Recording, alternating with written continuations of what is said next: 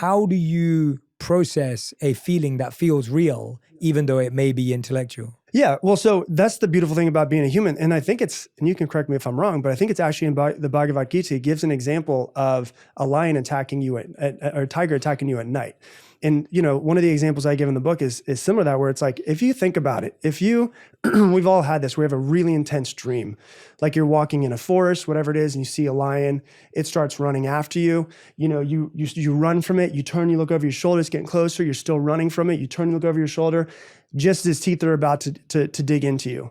And you wake up in the middle of the night and your body didn't move at all, but you're sweating, you're out of breath, your heart rate is intensely going. And the amazing thing about being a human, they usually say in any cases, what your biggest strength is also can be your biggest fault.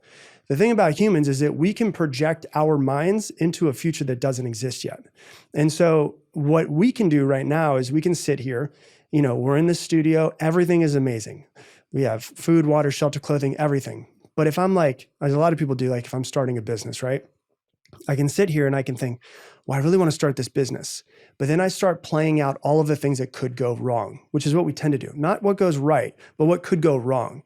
When I project my mind into that future, the crazy part is that my mind and my body are constantly connected. So my brain is sending neuropeptides to my body and creating hormones as if that moment is actually happening right now.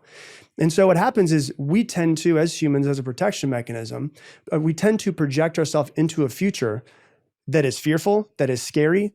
And that fearful, scary feeling usually keeps us in the exact same place. And so what I always say is like, if I'm going to imagine the worst that could happen, why don't I at least try to see the best that could happen? And so if I'm going to notice myself, the awareness of like, I'm really in a lot of fear right now with starting this business. And I'm going, man, what's the worst that could happen? Well, then I might as well close my eyes and say like, what's the best that could happen? And what would it feel like to start this business and to be able to crack $1 million in a business? And how proud of myself would I be to break $1 million in sales and to be able to build this and travel with my family and provide what I've always wanted to provide. And if I'm going to feel the feelings of fear, why don't I also just try on feeling the feelings of success and getting there?